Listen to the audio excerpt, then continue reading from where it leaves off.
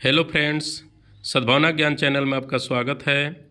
आज हम डिस्कस करने वाले हैं क्लास 10th का साइंस चैप्टर नंबर 1 रासायनिक अभिक्रियाएं एवं समीकरण के प्रश्न संख्या 9 से 20 तक के उत्तरों के बारे में। तो आइए वीडियो को स्टार्ट करते हैं। 9वां प्रश्न है, ऊष्माक्षेपी एवं ऊष्माशोषी अभिक्रिया का क्या अर्थ है, उदाहरण दीजिए। इसका आंसर है ऊष्माक्षेपी अभिक्रिया वह अभिक्रिया जिसमें ऊष्मा उत्पन्न होती है उसे ऊष्माक्षेपी अभिक्रिया कहते हैं। जैसे कैल्शियम ऑक्साइड और जल के अभिक्रिया के परिणाम स्वरूप कैल्शियम हाइड्रोक्साइड और कार्बन डाइऑक्साइड तथा ऊष्मा उत्पन्न होती है।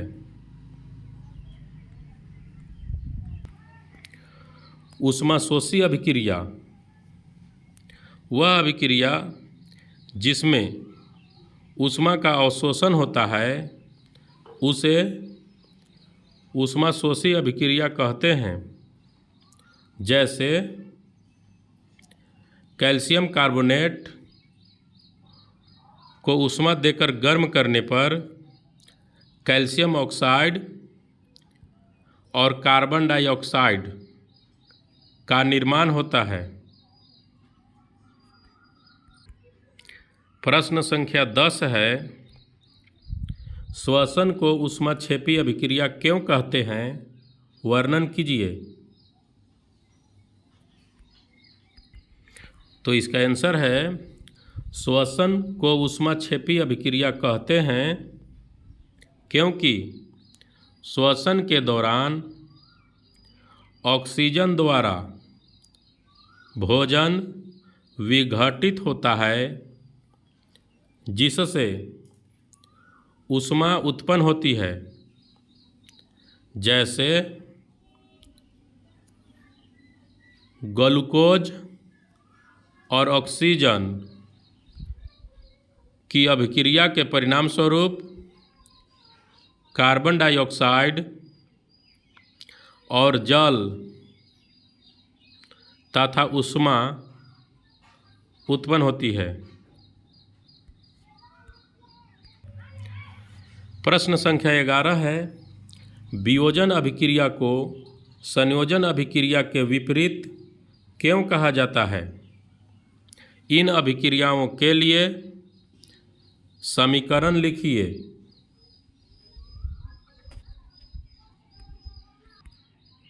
इसका आंसर है, वियोजन अभिक्रिया वह अभिक्रिया जिसमें कोई एक पदार्थ वियोजित होकर अर्थात टूटकर दो या दो से अधिक पदार्थों का निर्माण करता है उसे वियोजन अभिक्रिया कहते हैं। जैसे कैल्शियम कार्बोनेट को ऊष्मा देने पर यह टूटकर कैल्शियम ऑक्साइड और कार्बन डाइऑक्साइड का निर्माण करता है। संयोजन अभिक्रिया वह अभिक्रिया जिसमें दो या दो से अधिक पदार्थ मिलकर एक नए पदार्थ का निर्माण करते हैं उसे संयोजन अभिक्रिया कहते हैं। जैसे कैल्शियम ऑक्साइड और कार्बन डाइऑक्साइड मिलकर कैल्शियम कार्बोनेट अर्थात चूना पत्थर का निर्माण करते हैं। अतः वियोजन अभिक्रिया को संयोजन अभिक्रिया के विपरीत कहा जाता है।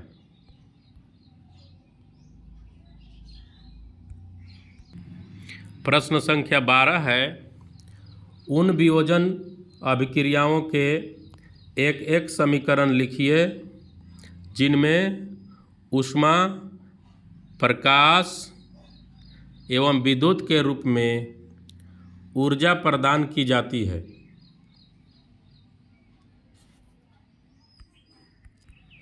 इसका आंसर है वियोजन अभिक्रियाओं के लिए समीकरण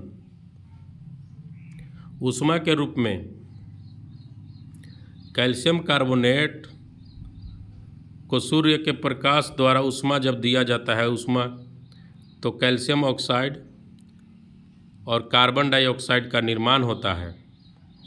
प्रकाश के रूप में सिल्वर क्लोराइड,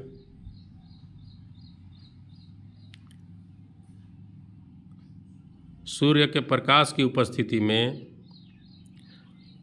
सिल्वर तथा क्लोरीन का निर्माण करता है।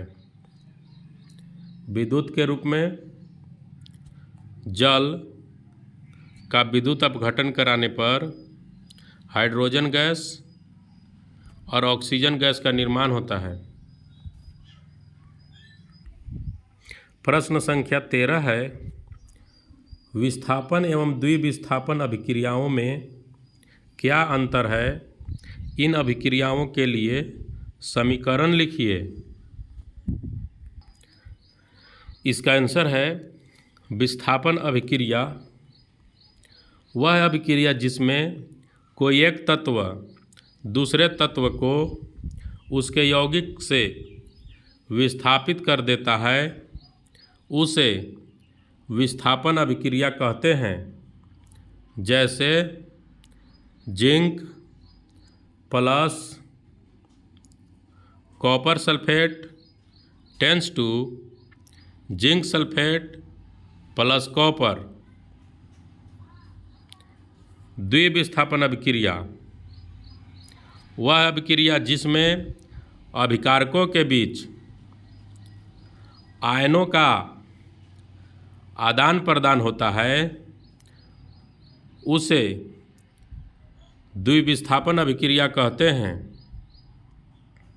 जैसे sodium sulphate plus barium chloride tends to barium sulphate plus sodium chloride. प्रश्न संख्या 14 है, सिल्वर के शोधन में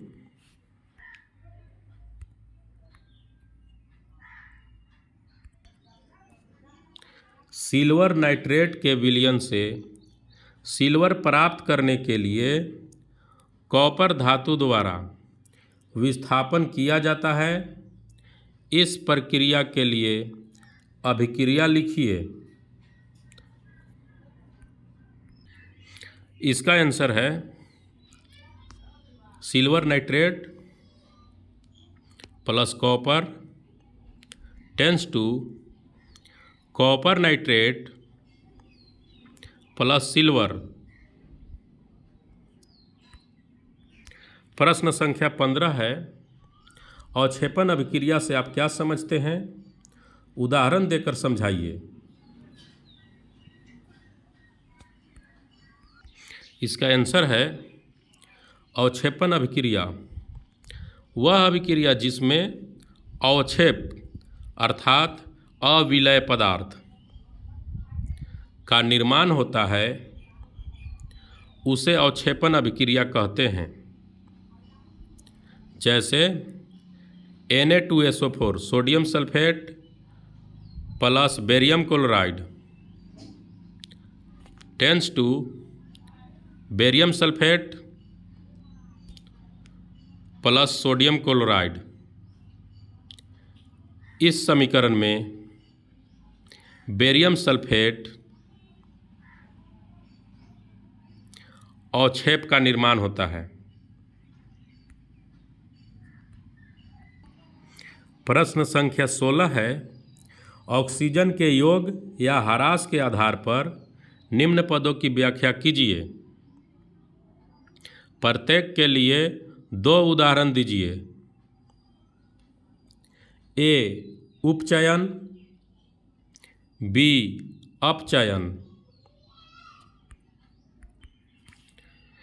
इसका आंसर है उपचयन अभिक्रिया। वह अभिक्रिया जिसमें ऑक्सीजन का योग होता है उसे उपचयन अभिक्रिया कहते हैं। जैसे copper plus oxygen tends to copper oxide तथा हाइड्रोजन और ऑक्सीजन मिलकर जल का निर्माण करते हैं। उपचयन अभिक्रिया वह अभिक्रिया जिसमें ऑक्सीजन का ह्रास होता है उसे अपचयन अभिक्रिया कहते हैं। जैसे copper oxide plus hydrogen tends to copper प्लस जल, या zinc oxide plus carbon tends to zinc plus carbon monoxide. प्रश्न संख्या 17 है, एक भूरे रंग का चमकदार तत्व X को वायु की उपस्थिति में गर्म करने पर वह काले रंग का हो जाता है। इस तत्व X एवं उस काले रंग के यौगिक का नाम बताइए।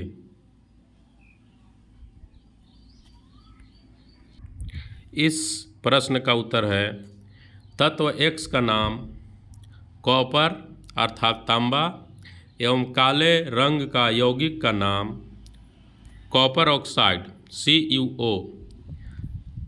इसका समीकरण है copper plus oxygen tends to copper oxide. प्रश्न संख्या 18 है, लोहे की वस्तुओं को हम पेंट क्यों करते हैं? इसका आंसर है लोहे की वस्तुओं को हम संक्षारण अर्थात जंग से बचाने के लिए पेंट करते हैं, क्योंकि पेंट लोहे की वस्तु तथा वायु या नमी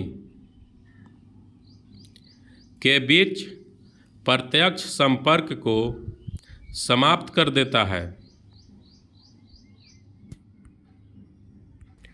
प्रश्न संख्या 19 है, तेल एवं वसा युक्त खाद्य पदार्थों को नाइट्रोजन से प्रभावित क्यों किया जाता है? इसका आंसर है तेल एवं वसा युक्त खाद्य पदार्थों को नाइट्रोजन से प्रभावित किया जाता है, क्योंकि ये पदार्थ वायु के संपर्क में आकर उपचयित होने से विकृत गंधी हो जाते हैं,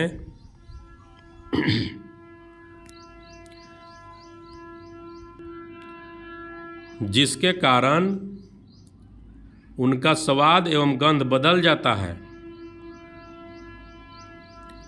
अतः एक निश्चित समय तक इन्हें स्वादिष्ट रखने के लिए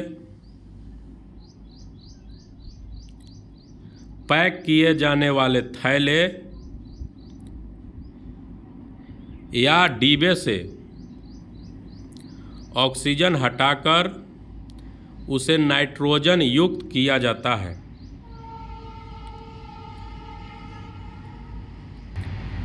प्रश्न संख्या 20 है, निम्न पदों का वर्णन कीजिए तथा प्रत्येक का एक एक उदाहरण दीजिए। ए संक्षारण, बी विकृत गंधीता। इसका आंसर है ए संक्षारण। जब कोई धातु अपने आसपास से अम्ल, वायु नमी अर्थात आर्द्रता आदि के संपर्क में आता है तो वह संक्षारित होता है। इस प्रक्रिया को संक्षारण कहते हैं। जैसे लोहे में जंग लगना। बी विकृत गंधिता, जब वसायुक्त अथवा तैलीय खाद्य सामग्री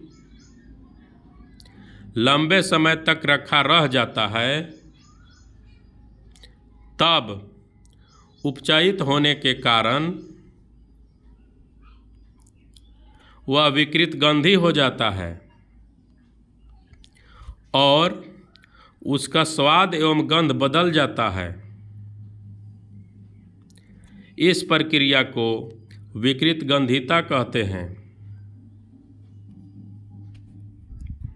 जैसे चिप्स की थैली में से ऑक्सीजन हटाकर उसमें नाइट्रोजन जैसे कम सक्रिय गैस युक्त करना। तो फ्रेंड्स, चैप्टर नंबर 1 के सभी प्रश्नों का उत्तर कंप्लीट हुआ। यदि आप क्लास 10th का तैयारी कर रहे हैं और अन्य चैप्टर के प्रश्नों का उत्तर पाना चाहते हैं तो मेरे चैनल को सब्सक्राइब कीजिए ताकि जब भी मैं वीडियो अपलोड करूं उसका नोटिफिकेशन सबसे पहले आप तक पहुंच सके। जय हिंद, वंदे मातरम।